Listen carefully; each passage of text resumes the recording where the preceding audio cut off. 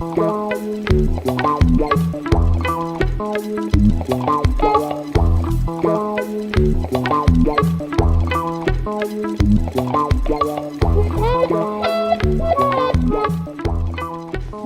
à tous. Donc d'abord, je voudrais remercier les trois organisateurs du colloque pour le colloque en lui-même et puis évidemment pour m'avoir invité aussi. Donc effectivement, aujourd'hui, je vais présenter un modèle probabiliste d'un neurone. Et ce modèle est bâti sur un modèle déterministe très célèbre qui s'appelle le modèle de Hodgkin-Huxley. Donc évidemment, je vais commencer à parler un peu de ce modèle déterministe avant de voir une version probabiliste. Donc comme vous pouvez voir, c'est un travail en commun avec Reinhard Höpfner qui est en Allemagne, à Mayence, et Eva Loscherbach qui est à Cergy. Donc sur ce premier transparent, j'ai indiqué notre but, notre projet global. On est en train de travailler sur ce que je vais présenter aujourd'hui. Donc ce qui nous intéresse, c'est de considérer un neurone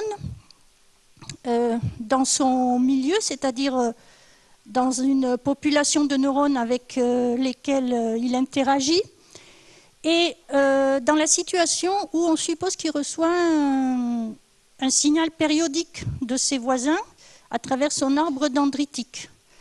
Et je vais détailler après le modèle qu'on utilise. On supposera dans le modèle que ce signal périodique, c'est une perturbation aléatoire d'un signal périodique déterministe. Donc ce qui nous intéresse, c'est d'étudier la réponse du neurone lorsqu'il reçoit un signal périodique bruité de ses voisins. Donc imaginons qu'il y ait... Alors ça, c'est des questions qui sont reliées à des problèmes de synchronisation. Imaginons que les neurones de la population sont tous actifs de manière périodique. Que fait le neurone qui reçoit cette information? Comment est-ce qu'il répond? Donc ça, c'est une question qui est souvent considérée, même dans des modèles déterministes. Et on va voir après tout ce qui peut se passer comme type de réponse dans un modèle déterministe. En particulier, certains pensent qu'un neurone répond de préférence suivant une fréquence qui lui est propre. Enfin voilà, il y a beaucoup d'études qui cherchent à répondre à cette question. Est-ce que oui ou non, il y a des fréquences préférées? Et on va voir qu'en fait, quand on considère un signal bruité, la situation est finalement assez différente. Donc, ce qu'on aimerait faire, une fois qu'on aura introduit le modèle, qu'on aura étudié certaines de ses propriétés, c'est est-ce qu'avec ce cadre qu'on a installé, on est capable de faire des estimations? Par exemple, est-ce qu'on est capable d'estimer certaines caractéristiques de ce signal que reçoit le neurone? Parce que finalement, ce signal qu'il reçoit, si on était capable de l'estimer, alors soit le signal lui-même, soit sa période, ça nous donnerait des informations sur le réseau dans lequel ce neurone se trouve. Donc ça, c'est notre but, mais enfin, c'est un but à long terme, comme vous allez voir après. Donc, lorsqu'on parle d'estimation, on se base sur des observations. Donc là, il faut que je vous dise, même si c'est de manière assez résumée pour le moment, ce que ça va être nos observations. Donc ça, ce que je vais dire maintenant, c'est une constante qui apparaît très très souvent lorsqu'on s'intéresse à faire des mesures sur des neurones ou des populations de neurones.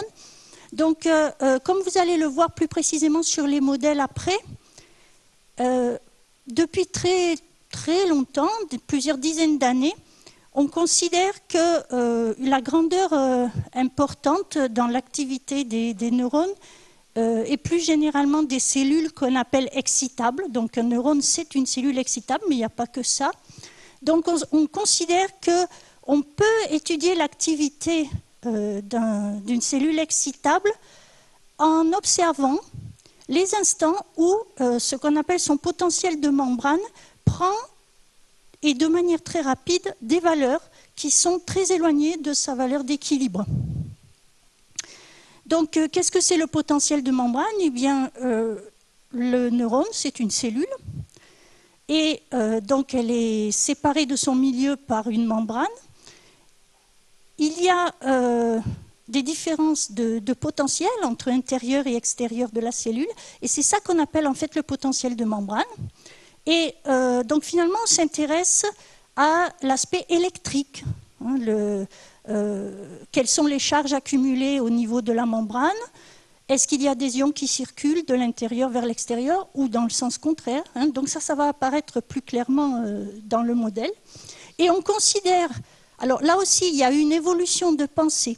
Donc à l'heure actuelle, on considère que l'information qu'on recherche sur la manière dont le neurone répond aux stimulations qu'il reçoit, l'information se trouve dans la suite des instants qu'on appelle instants de décharge, où justement on va observer des très fortes augmentations du potentiel de membrane en très peu de temps. Et c'est ça qu'on appelle spiking times, les temps de décharge. Alors je dis qu'il y a eu une évolution de pensée parce que pendant assez longtemps, les chercheurs en neurosciences ont considéré que en fait, l'objet qui était suffisant pour avoir de l'information, c'est la fréquence des décharges. Mais de plus en plus, à l'heure actuelle, ce n'est pas la fréquence c'est pas suffisant, c'est la suite de ces temps de décharge qui est porteuse d'informations. Et d'ailleurs, souvent, il y en a aussi qui pensent que c'est le premier temps de décharge, le temps qu'on appelle le temps de latence, c'est-à-dire le temps qu'il faut pour voir une réponse après qu'on ait exercé une stimulation. Donc, pour nous, les observations seront, par exemple, une suite de temps de décharge. Et on voudrait être capable d'estimer la loi de l'intervalle qui sépare deux instants de décharge successifs. Ça aussi, c'est une quantité fondamentale en neurosciences, c'est ce qu'on appelle interspike interval. Donc, quelle est, par exemple, la loi typique pour un neurone qu'on observe? Quelle est la loi typique des intervalles entre deux temps de décharge successifs? Donc, c'est ce genre d'objet qu'on voudrait mathématiquement estimer. Donc, il y a un autre point, c'est les modèles. Donc, moi, j'ai écrit sur le transparent, voudrais utiliser un modèle qui soit réalistique sur le plan biologique. Alors, bon, évidemment, c'est illusoire, mais il y a des modèles qui sont plus ou moins biologiquement réalistes. En particulier, pour modéliser le potentiel de membrane, donc voilà, tout à l'heure, j'ai dit, ce potentiel de membrane, il va varier suivant les différentes charges qui vont s'accumuler au voisinage de la membrane. Et donc ces charges qui s'accumulent vont varier en fonction d'un phénomène à la fois électrique et chimique qui est complexe. Et ce que je veux dire par biologiquement réaliste, c'est de considérer un modèle dans lequel il y aura non seulement le potentiel de membrane comme variable, mais aussi d'autres variables qui rendent compte un minimum de ce phénomène électrochimique sous-jacent. Alors, il y a un modèle qui est très célèbre, qui s'appelle le modèle Integrated, en anglais c'est Leaky Integrate and Fire Model. Lui, il est de dimension 1, c'est-à-dire il se concentre sur le potentiel. Et en fait, on ne voit plus trop la circulation, l'évolution des charges qui fabrique ce potentiel, si on peut dire. Donc nous, on essaye d'éviter cette situation, et c'est là que, évidemment, de manière emblématique, le prototype de ces modèles biologiquement réalistes, déjà, dans une certaine mesure, c'est Hodgkin-Huxley qu'on va voir après. Donc, en fonction de ça, utiliser un modèle biologiquement réaliste, on voudrait considérer une définition mathématique des temps de décharge qui soit aussi le plus biologiquement réaliste possible. Alors, pour expliquer ce que je veux dire par là, il faut que je vous dise que maintenant que j'ai parlé du modèle intégré TIR qui est de dimension 1, qui considère que le potentiel de membrane, lorsqu'on est dans un cadre intégré TIR, le temps de décharge qu'on définit dans le modèle, c'est un premier temps où le potentiel dépasse un certain seuil. Mais le seuil, en fait, il fait aussi partie du modèle, parce que ce n'est pas une notion définie intrinsèquement. Donc, on fixe un seuil, et puis le premier temps de décharge, on le modélise par le premier temps où le potentiel dépasse ce seuil.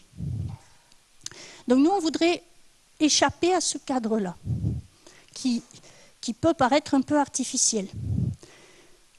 Bon, sinon, plus vers les mathématiques, lorsqu'on veut faire des estimations, c'est-à-dire proposer des estimateurs et étudier leurs propriétés, en général, on cherche à se placer dans un cadre stationnaire, c'est-à-dire on étudie le comportement en temps long du modèle qu'on a choisi.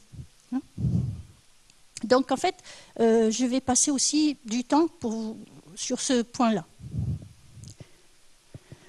Donc voilà, on va... Oui.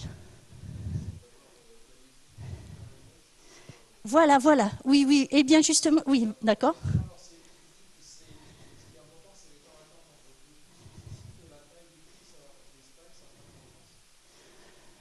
Ça a beaucoup moins d'importance et la forme parce que la forme de la décharge, enfin du potentiel d'action, on l'appelle comme ça, elle est assez stéréotypée. Ce qui compte, c'est vraiment les instants et l'écartement et la suite des instants. Donc voilà, pour les gating variables, je vais en parler là sur le modèle. Donc voici le modèle de Hodgkin-Huxley déterministe. Donc vous voyez, c'est un système d'équations différentielles ordinaires de dimension 4.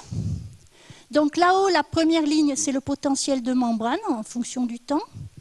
Et ici, il y a 3 autres variables, M, H et N. Donc ce système a été proposé par 2 biologistes, Hodgkin et Huxley. Donc il a une histoire.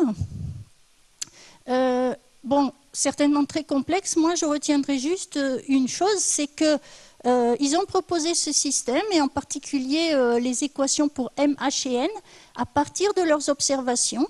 Donc, ils ont proposé des coefficients, là, des fonctions alpha et bêta que je vous décrirai, que j'écrirai après, à partir de ce qu'ils observaient. C'est-à-dire que quel a été leur travail? Bien, leur travail, c'est de dire la chose suivante.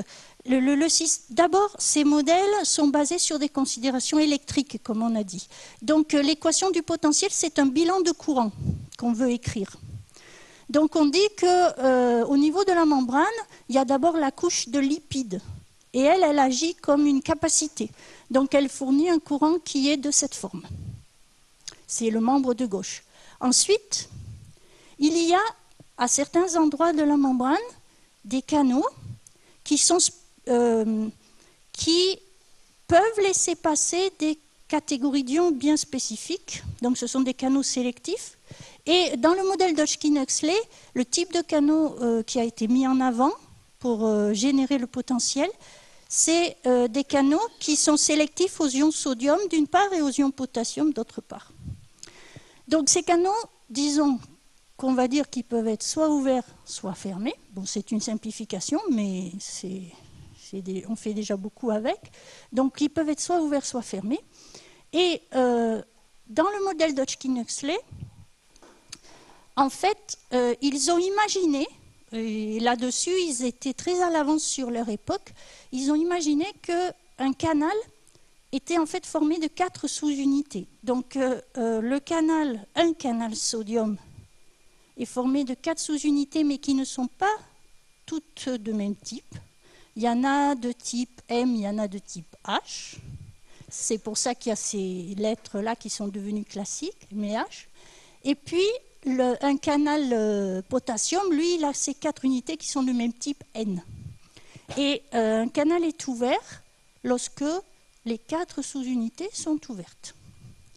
Donc, pourquoi je dis qu'ils étaient en avance sur leur temps? Parce que, en fait, c'est seulement plusieurs dizaines d'années plus tard qu'on a pu réellement faire des mesures au niveau des canaux et on est arrivé à trouver un analogue de ces unités que Hodgkin-Huxley avait imaginées. Donc ça rend aussi le modèle assez frappant parce que finalement, sans avoir accès à la biologie, ils avaient cette vision qui était tout à fait correcte. Donc un canal est ouvert ou fermé et ces fonctions-là, alpha et bêta, ce sont en fait les taux de transition, enfin c'est elles qui donnent les taux de transition entre l'état ouvert et l'état fermé. C'est-à-dire que si on pense en termes d'un processus qui peut sauter de l'état ouvert à l'état fermé ou inversement, le temps qu'il faut attendre, disons si V était quelque chose de fixé, juste un paramètre, le temps qu'il faut attendre pour passer de l'état fermé à l'état ouvert, ça serait donné par une loi exponentielle dans laquelle de paramètres il y aurait alpha par exemple. Puis pour fermer, ça serait une loi exponentielle de paramètres bêta. Donc c'est pour ça que je parle de taux. Les alpha et bêta, c'est des taux. Et que représentent les M, H et N? Eh bien, ils représentent à l'instant T la probabilité qu'une sous-unité, qu'on appelle une porte, de type M, soit ouverte. N, c'est la probabilité pour qu'une porte de type H soit ouverte à l'instant T, etc. Voilà. Donc, ce qui est important aussi, puis surtout du côté probabiliste, c'est que Hodgkin-Huxley, quand ils ont écrit ce modèle, ils avaient cette vision de porte ouverte ou fermée, et puis donc il y avait un aspect stochastique là-dedans, mais ils ont dit, bon, on va prendre le modèle limite, où on suppose qu'il y a une infinité de canaux, et donc ils ont un modèle déterministe, qui est celui-ci. Donc quand je parle de gating variables, en fait, c'est les M, H et N qui décrivent l'état des portes. Alors une dernière chose, c'est que à partir de leur travail, donc pour toute leur étude et pour leur modèle, ils ont eu le prix Nobel dans 1952. Et bon, même si ça paraît ancien, en fait, et ça c'est un troisième point assez frappant, ce modèle est toujours utilisé avec des résultats assez importants. À l'heure actuelle, de médecine, oui, je crois, oui, médecine. Et bon, cependant, enfin, il me semble quand même que quand on entend 52, on doit se dire ça fait un certain temps maintenant. Et effectivement, côté biologie, on commence à se dire il n'y a peut-être pas que l'aspect électrique dans l'évolution des canaux. Donc, par exemple, la température ou bien des questions mécaniques, le neurone il peut peut-être répondre parce qu'en fait, sa membrane est aussi soumise à une pression. Enfin, donc, pour l'instant, il est encore très, très utilisé. Les recherches pour dire ce modèle n'est pas suffisant, c'est quelque chose qui est très actif à l'heure actuelle. Ça commence à peine du côté biologie. Mais bon, il est très puissant. Et il a donné naissance à toute une famille d'autres modèles qu'on appelle des modèles à conductance. On les appelle comme ça parce que, donc, comme j'ai dit, regardez l'équation du potentiel. On a dit que c'est un bilan des courants. Donc tout ça, pour le construire, on pense en termes de réseau électrique. Qu'est-ce qu'on écrit quand on écrit le bilan de courant en un point d'un réseau? Et un courant, on va l'écrire suivant la loi d'Ohm. C'est-à-dire U égale RI, donc le potentiel, c'est la résistance fois le courant. Donc ici, on le voit autrement, c'est plutôt le courant qu'on regarde. Donc c'est courant égale potentiel fois l'inverse de la résistance qui s'appelle la conductance, d'où le nom de ces modèles. Et en fait, tout le travail de Hodgkin-Huxley, ça a été de déterminer la forme des conductances. Quelle est la conductance d'un canal sodium? Quelle est la conductance d'un canal potassium? Et c'est là que je vous ai dit, ils ont fait des observations et ils ont proposé cette forme de fonction au vu de leurs observations. Donc pourquoi ils ont pris un cubage? Pourquoi ils ont pris N4? En fait, c'est encore une fois pour fitter, comme on dit toujours, avec leurs données. Alors après, évidemment, on peut penser que peut-être ils avaient aussi en tête une autre explication, c'est que, comme je vous ai dit, ici on regarde la conductance d'un canal sodium. Donc le GNA, c'est une constante, c'est la conductance maximale. Pourquoi maximale? Parce que je vous ai dit que MH et N, ça désigne la probabilité qu'une porte de tel type soit ouverte. Donc c'est dans 0,1. Hein. Donc le produit M3H va toujours être dans 0,1. Donc c'est pour ça que je dis GNA, c'est la conductance maximale, c'est une constante. Pourquoi M3H? Lorsqu'on le voit et lorsque je vous ai parlé des 4 unités, que je vous ai dit que le canal était ouvert seulement si les 4 unités étaient ouvertes, on peut se dire, voilà, on considère que les 4 unités sont indépendantes, il y en a 3 de type M, il y en a une de type H, et donc la probabilité, ça va être le produit que les 3 M soient ouvertes et celles de type H soient ouvertes aussi. Hein, donc, et pareil pour le sodium où les 4 unités sont identiques. Bon. Voilà, donc ce modèle est assez frappant pour plein de raisons. Donc là, c'est pour vous montrer quelle est la forme des alpha et bêta et les conductances maximales que Hodgkin et Huxley ont considérées.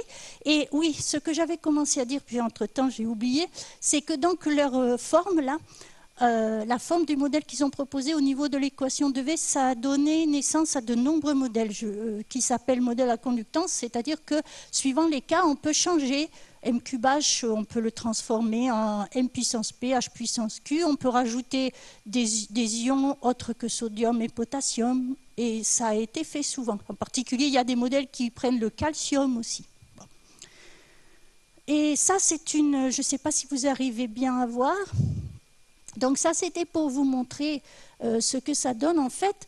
Donc ce modèle, la dernière diapo, là, c'est le potentiel isolé en fonction du temps. Ici, celle du milieu, c'est NT, l'évolution de NT, donc toujours entre 0 et 1. Et là-haut, c'est l'évolution de M et de H.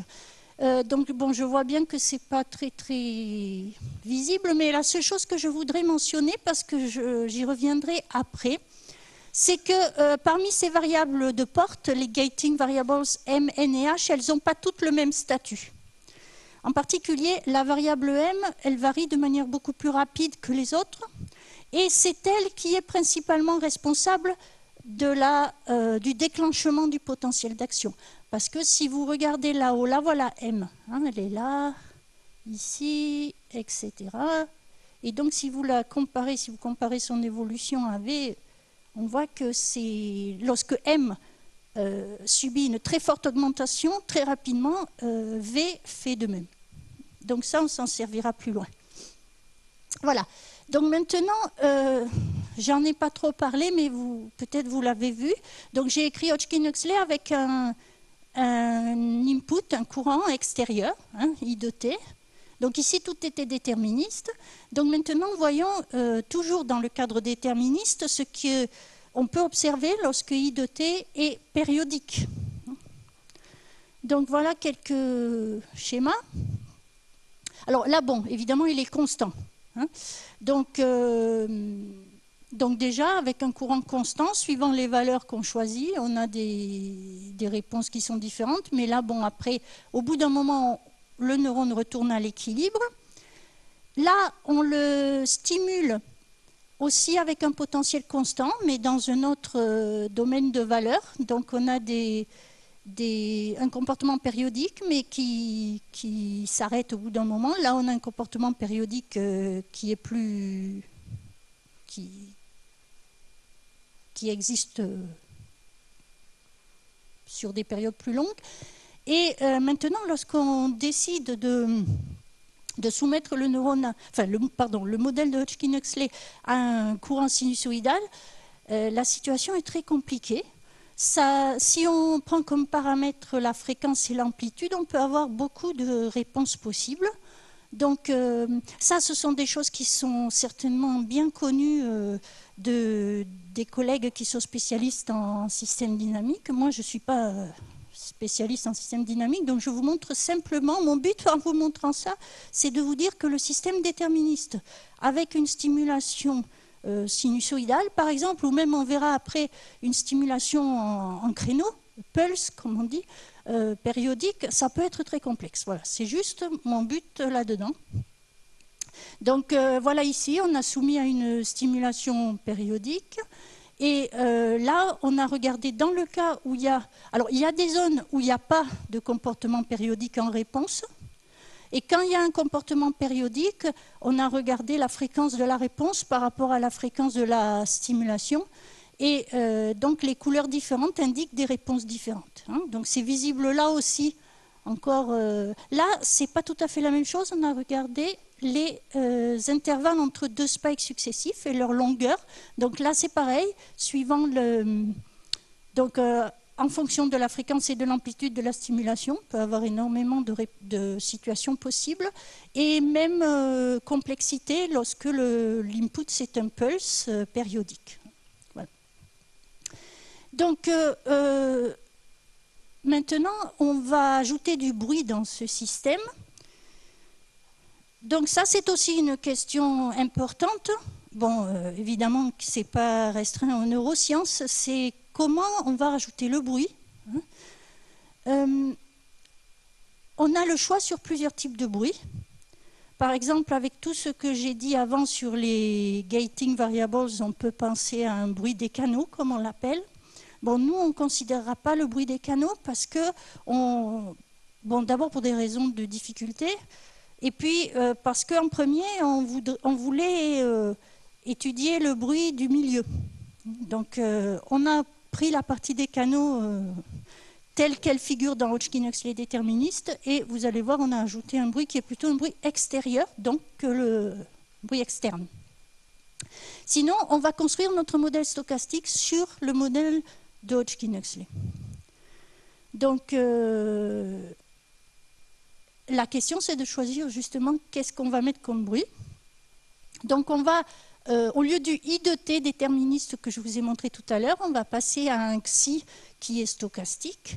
Et on souhaite que ce xi soit une perturbation aléatoire d'un signal déterministe S de T. Donc, voici S de T.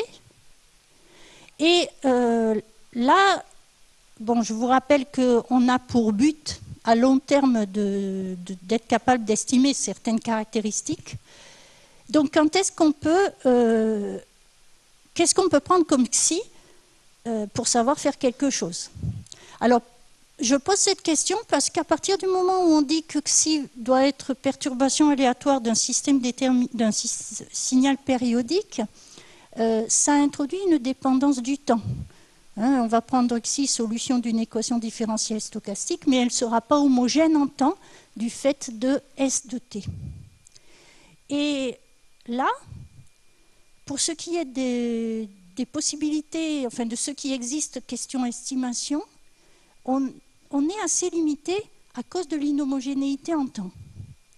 Donc, l'un de nous, Reinhard Höpfner, avait auparavant travaillé avec un autre collègue qui s'appelle Yuri Kutoyans du Mans. Et justement, ils ont commencé à étudier en dimension 1 ce qu'on pouvait dire sur l'estimation de solutions d'équations différentielles stochastiques avec un drift périodique. Donc je répète, la situation n'est pas la statistique des diffusions qui a été énormément développée, mais dans le cas homogène en temps. Donc ça, c'est pour situer les... Voilà. Et donc, évidemment, on a pensé utiliser leur travail. Et qu'est-ce qu'ils ont considéré en dimension 1 comme équation différentielle stochastique? En fait, ils en ont considéré... Donc vous voyez déjà qu'elle a une forme particulière, c'est-à-dire qu'il y a une force de rappel ici qui est linéaire, hein, moins xi. Et en fait, ils ont pris deux processus qui rentrent dans ce cadre-là, qu'on appelle en probabilité processus d'Ornstein-Uhlenbeck et processus de Cox-Singer-Solross, ou square root process aussi, qui sont très classiques, qui sont énormément utilisés, en particulier en finance. Et la différence entre les deux, elle ne se situe pas du côté du drift, parce qu'il a grosso modo la même forme. Elle se situe du côté de la diffusion, c'est-à-dire la force du bruit. Et la différence fondamentale, c'est que pour Ornstein-Uhlenbeck, la force du bruit, elle est constante, il y a un sigma constant, alors que pour le Cox-Singer-Solros, elle est proportionnelle à xi. Donc je vais vous montrer tout de suite les équations. Hein. Donc, et je vais vous dire après pourquoi on peut espérer avoir des résultats avec ces deux processus-là. Donc voilà, donc vous voyez tous les deux avec un drift de même forme, hein, force de rappel. Donc on pense qu'on va converger vers un équilibre, hein, même s'il y a une partie de bruit. Et donc voilà la partie aléatoire de Hornstein-Uhlenbeck, donc au coefficient constant, et partie aléatoire de Cox-Singer-Solros avec un coefficient, bon, si on l'élève au carré, hein, c'est quelque chose qui est proportionnel à xi, enfin là c'est xi précisément. Donc pourquoi on peut penser que là aussi en dimension 4 ou 5, on va voir en fait c'est 5, on peut essayer de faire avec ces bruits-là, parce qu'en dimension 1, donc dans leur travail, Höpfner et Couto-Jans ont étudié ce qu'on appelle l'ergodicité des solutions xi de ces équations différentielles stochastiques avec un drift périodique. Ils ont montré, donc je vais expliquer après ce qu'ils ont fait, ils ont montré qu'effectivement on avait un régime stationnaire qui s'établissait, et en plus, si on pense aux questions d'estimation, on peut retrouver le signal S déterministe à partir du processus xi, hein, donc ils sont liés par ces équations, soit l'une soit l'autre, et on peut retrouver S à partir de xi dans le régime stationnaire par la moyenne. Voilà, donc si par exemple, bon tout ça c'est idéal, hein, mais si on pouvait inverser cette transformation, on trouverait S. Donc on va essayer de s'appuyer sur leurs travaux.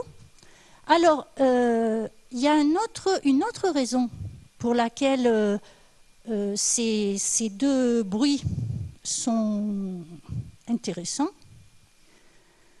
C'est que, donc toujours Höpfner avec un collègue de son université qui est en biologie, Broda, ils ont fait une étude statistique, et justement d'un neurone dans un milieu, et ils ont vu que suivant le milieu, on pouvait prendre comme modèle adéquat pour le potentiel de membrane une équation différentielle stochastique. Donc là, c'était en dimension 1, il n'y avait pas les variables de porte, qui soit de la forme Hornstein-Uhlenbeck, soit de la forme CIR.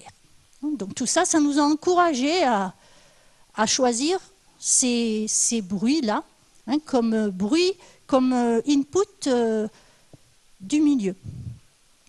Alors, en dehors de ça, pourquoi c'est naturel de dire qu'il y a du bruit, comme ça, du bruit externe envoyé par le milieu, parce que, bon, au départ, on penserait plutôt à une situation où le neurone reçoit à certains instants discrets des stimulations de ses voisins.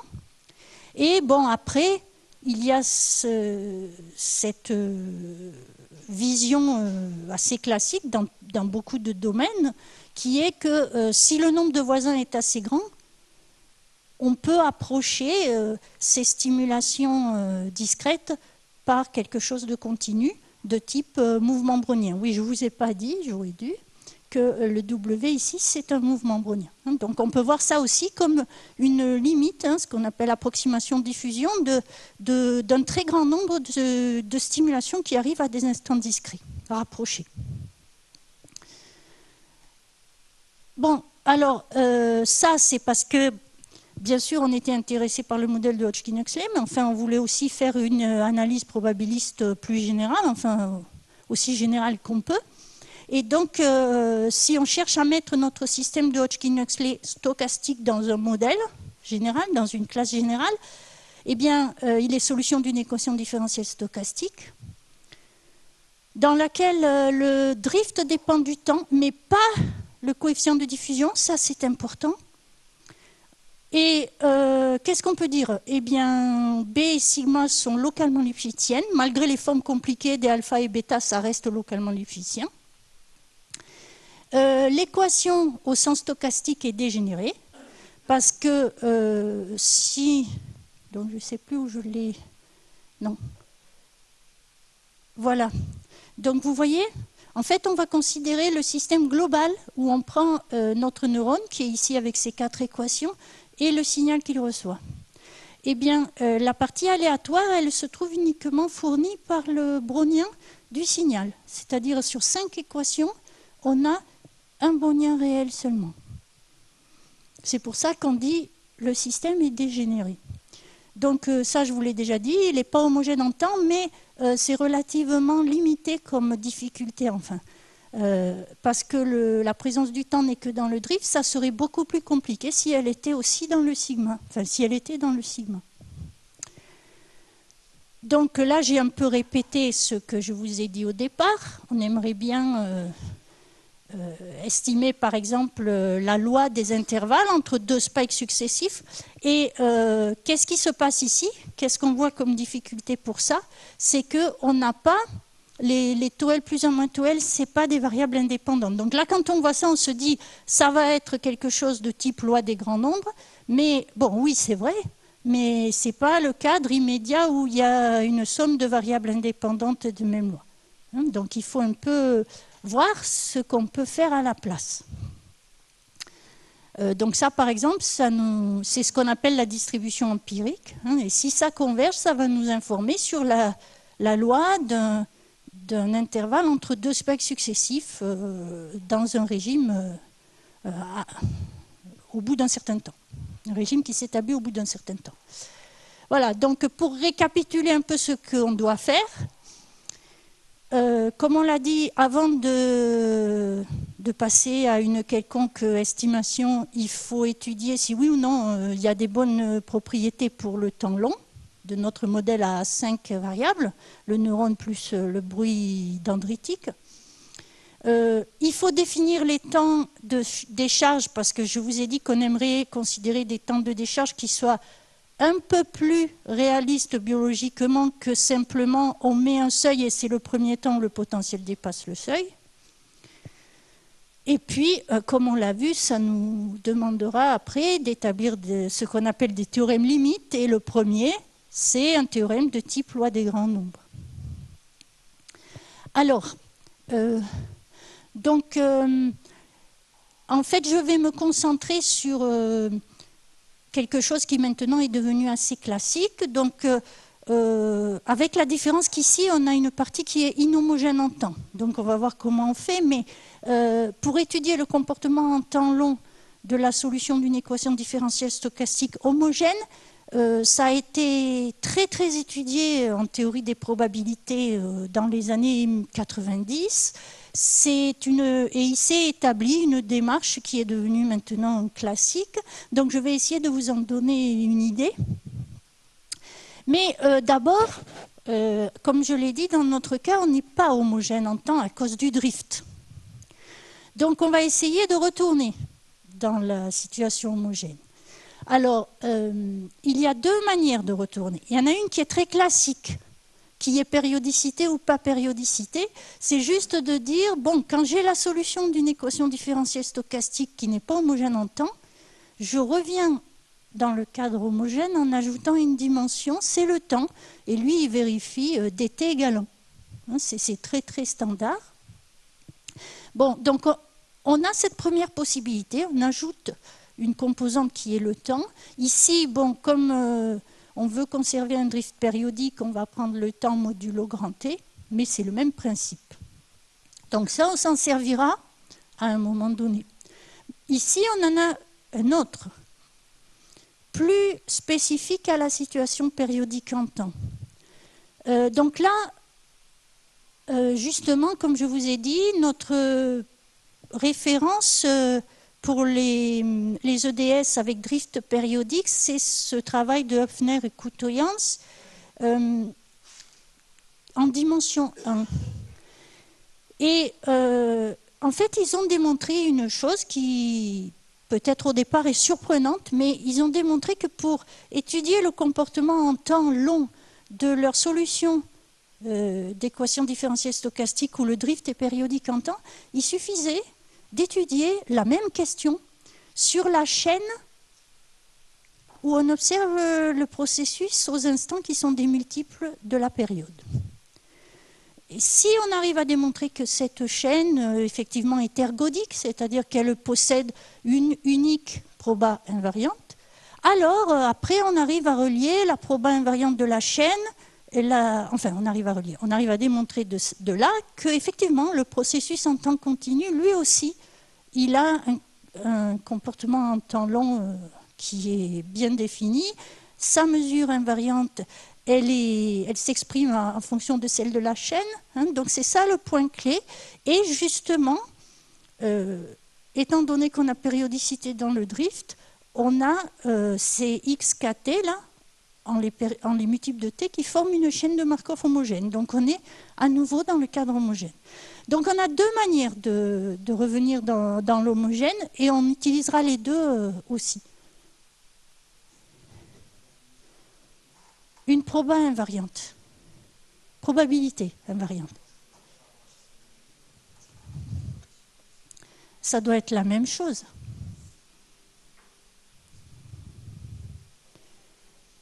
Oui, et le théorème ergodique est vérifié aussi. Oui, donc je pense que c'est la même notion. Bon, donc...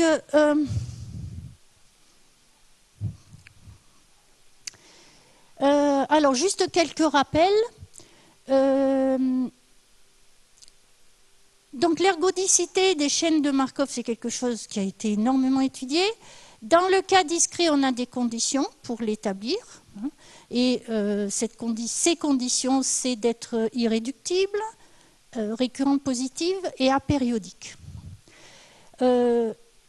Lorsque l'espace d'état n'est pas discret, et c'est là que je parlais des activités beaucoup de publications qui ont été faites dans les années 90 pour un espace d'état général. La propriété qui a été mise en évidence, la propriété fondamentale, c'est ce qu'on appelle la récurrence au sens de Harris, c'est-à-dire être capable de montrer qu'il existe une mesure telle que chaque fois qu'on prend un ensemble de mesures strictement positives pour cette mesure, la chaîne le visite une infinité de fois avec probabilité 1. Donc si on arrive à démontrer ça, on aura cette propriété de récurrence Harris qui est une récurrence positive qui entraîne le théorème ergodique, etc. Enfin, à condition d'avoir aussi une fonction de Lyapunov. Enfin, il y a ces deux conditions en même temps qu'on doit démontrer. Donc on va voir comment on fait pour la propriété de récurrence Harris. La propriété de Lyapunov, c'est toujours un peu la même chose qu'il faut démontrer. Hein. C'est une extension de la notion de fonction de Lyapunov en déterministe. Donc la question, c'est plutôt de prouver la propriété de récurrence au sens de Harris. Et comme j'ai dit, avec tout ce travail qu'il y a eu autour de Main et Tweedy, maintenant il y a une démarche qui s'est imposée, c'est d'essayer de démontrer ce qu'on appelle une condition de minoration. Alors, bon, juste pourquoi ? Donc vous voyez, ici, j'ai supposé qu'il y avait une densité au processus, bon, parce que c'est souvent comme ça qu'on fait, mais il faut surtout regarder de ce côté.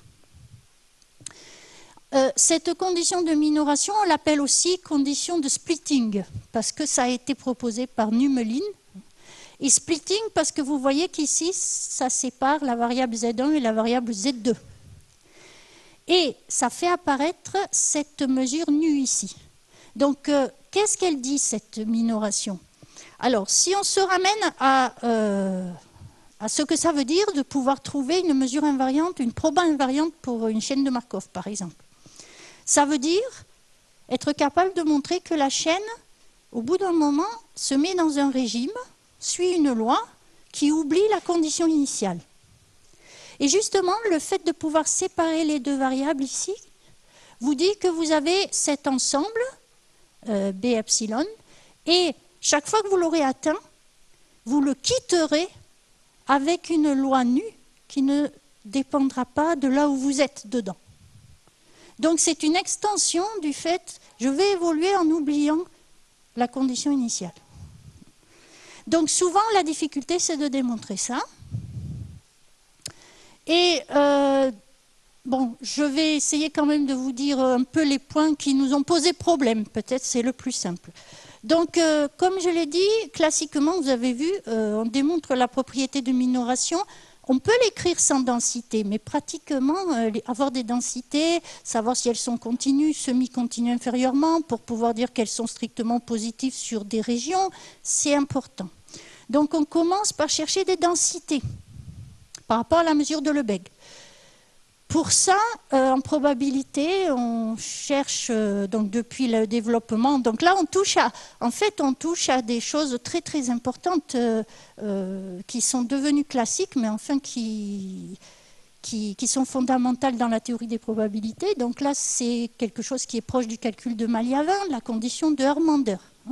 Donc pour vérifier si un processus admet une densité par rapport, si la loi d'un processus admet une densité par rapport à la mesure de Lebesgue, c'est devenu classique de chercher si, en calculant certains crochets de Lie avec les coefficients de son équation, on arrive à satisfaire ce qu'on appelle la condition de Hörmander, c'est-à-dire est-ce que ces crochets de Lie, peut-être en allant à un certain ordre, arrivent à engendrer l'espace dans lequel le processus prend ses valeurs.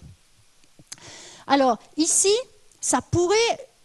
on pourrait avoir des gros ennuis si le temps était dans la partie diffusion. Donc là-dessus, il y a un article de Cattio et Ménager qui ont montré que, bon, avant eux, il y avait eu un contre-exemple de Taniguchi qui montrait que si le temps est aussi dans la partie diffusion, lorsqu'on calcule les crochets de Lie, il peut y avoir des phénomènes d'annulation et on n'arrive jamais à atteindre la dimension de l'espace tout entier. Bon, là, le temps n'étant que dans le drift, on n'a pas cette difficulté en fait. Bon. Par contre, dans le modèle qu'on a, on ne peut pas montrer que la condition de Hörmander est vérifiée en tout point. Ça, c'est souvent ce qui est supposé dans les études de type calcul de Malyavin. Donc, je vais vous montrer quelque chose qui est un peu plus parlant peut-être. Hein. Qu'est-ce qu'on doit faire pratiquement? Donc, sur Hodgkin-Huxley, on calcule certains crochets de Lie les plus simples possibles. En fait, nous, on a calculé le crochet, donc on part du coefficient de diffusion, ensuite on fait le crochet avec le drift, puis etc., des crochets itérés avec sigma. Qu'est-ce que ça veut dire? Bon, je pense que vous connaissez probablement tout ça, soit via le ZDP, soit via la géométrie, mais peut-être avec une autre vision. Donc, ces crochets de Lie, pour ceux qui ne les auraient jamais utilisés, s'il y en a, en fait, pour nous, ça veut dire quoi? Ça veut dire qu'on a cette équation différentielle stochastique avec un bruit. Mais le bruit, il est de dimension 1 sur une dimension totale égale à 5. Donc, si on regarde l'équation seulement comme ça, on va se dire il n'y a pas assez de bruit pour arriver à visiter tout l'espace. Sauf que peut-être qu'en faisant des développements à l'ordre 2, l'équation c'est une dérivée, donc c'est l'ordre 1. Si on fait l'ordre 2, l'ordre 3, etc., là vont apparaître les crochets de Lie déjà, et peut-être qu'on va pouvoir grossir la dimension. Bon. Pratiquement, ça revient à montrer qu'il y a certains vecteurs qui sont linéairement indépendants, donc on calcule un déterminant. Et juste pour vous montrer ce qu'on obtient ici, en fait, on a des points où le déterminant est 0. Des régions où le déterminant est 0. Donc, ça nous a perturbé au départ. Bon, alors déjà, première remarque. Je ne vous montre que notre calcul. C'est-à-dire que quand on dit condition de Hörmander, a priori, on pourrait calculer énormément de crochets de Lie. On a beaucoup de choix. Et peut-être qu'on finirait par en trouver qui engendrent en tout point l'espace de dimension 5. Mais ça, bon, c'est difficilement réalisable. Hein. Donc, on a pris celui qui nous a paru le plus simple, enfin la famille qui nous a paru la plus simple, et on a calculé numériquement le déterminant. On espérait qu'il ne s'annulerait pas, et bon, malheureusement, il s'annule. Et là, on a deux options. Donc, ou bien on cherche à démontrer par des propriétés plus géométriques que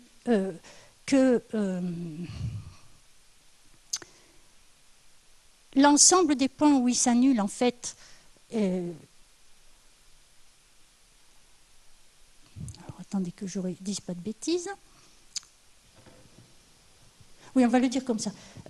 Donc, dans la plupart des résultats de proba, en tout cas que j'ai vus, qui ne travaillent pas sur un modèle, mais qui travaillent sur une équation générale, on place comme hypothèse la condition de Hörmander est vérifiée en tout point, alors il y a des densités. Donc ici, on voit qu'on ne peut pas faire ça.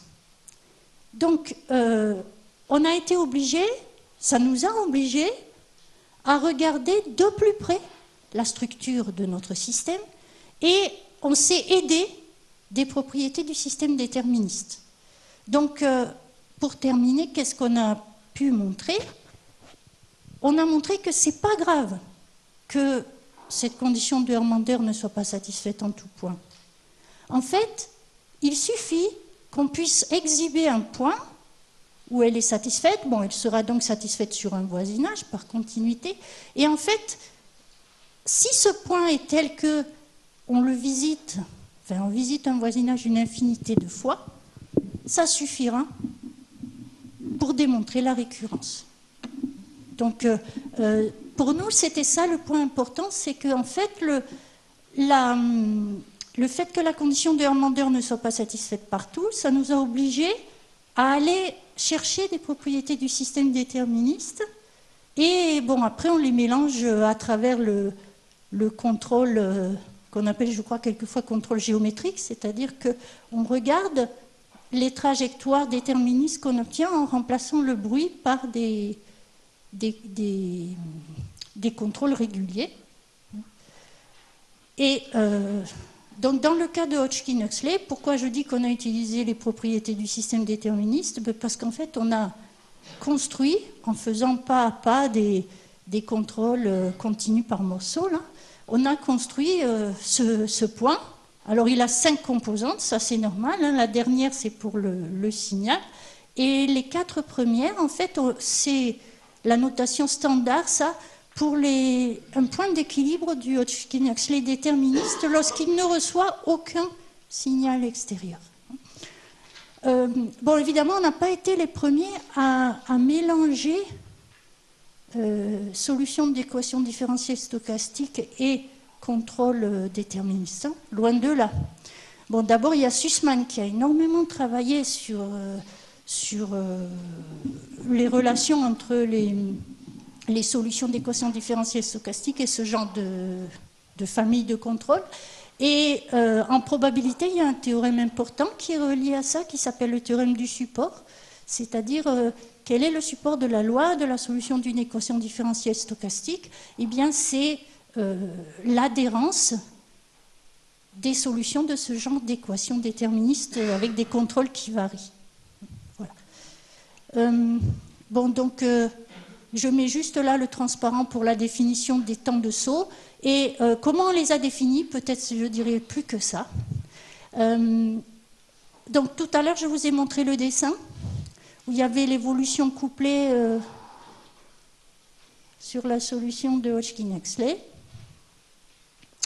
Eh bien, qui disait que les décharges étaient liées à l'évolution de M, aux zones où M est très très grand devant H. Donc c'est avec cette notion-là qu'on a défini les temps de saut, de décharge.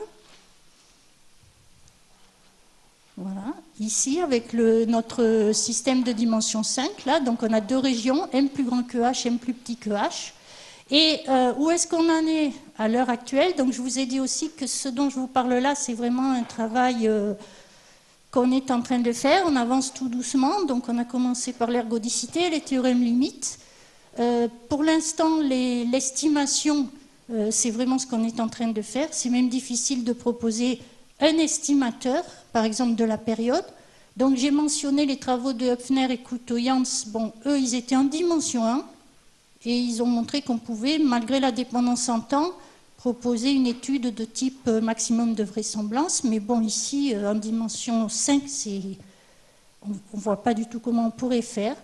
Et sinon, j'ai réécrit ce que j'ai dit tout à l'heure au début, des noms d'autres modèles qui sont aussi énormément utilisés, parce qu'on a vu que Hodgkin-Huxley, bon, c'est quand même un modèle assez complexe, mais qu'on a choisi parce qu'il était, encore une fois, plus proche de la biologie. Bon, merci.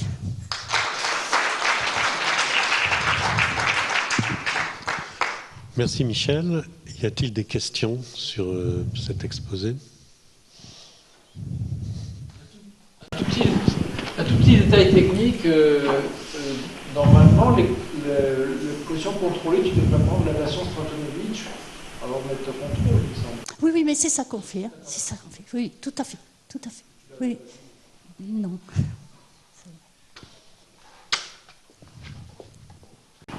Alors, moi, je voudrais te donner ma question à propos. On sait qu'il y a à peu près 11 milliards de neurones uniquement dans le cerveau, peut-être. Et donc, l'excitation d'un neurone, elle vient de plusieurs autres neurones, hein, d'un très grand nombre de neurones. Alors, le travail que vous avez fait concernant la différence de potentiel et la probabilité d'ouverture des portes concernant un seul neurone, est-ce qu'on pourrait éventuellement reprendre le même travail pour 2 neurones seulement, hein? On sait que l'un agit sur l'autre. En théorie, oui. C'est-à-dire que... Oh, pardon.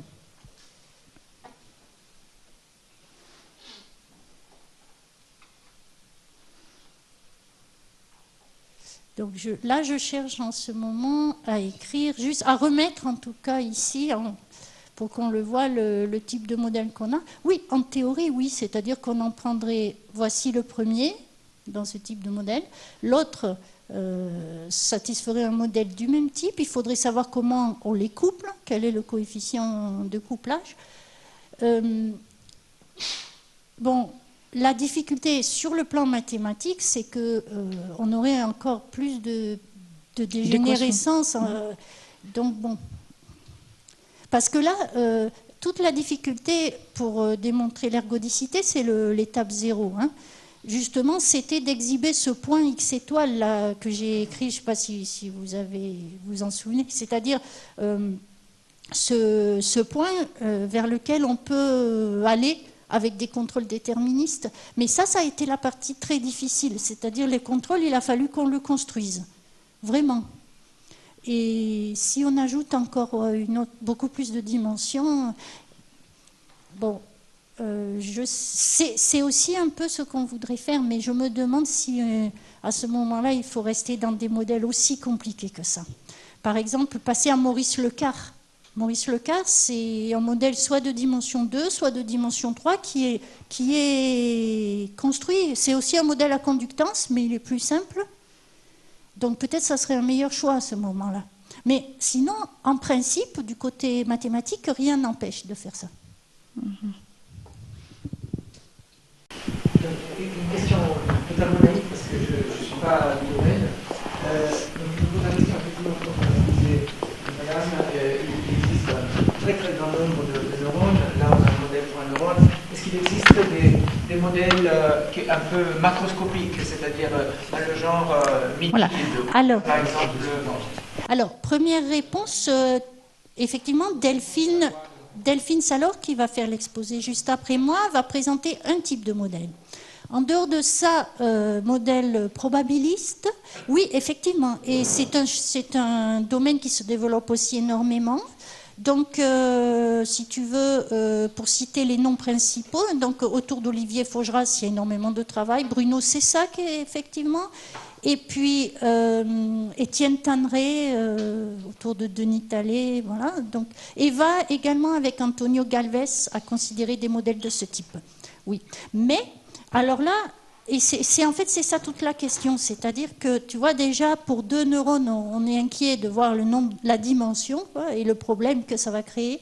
Donc, comme tu vas voir sur l'exposé de Delphine, à ce moment-là, le modèle basique, c'est le modèle de dimension 1, intègre-tire, parce que la difficulté, déjà, vient d'autres points, quoi.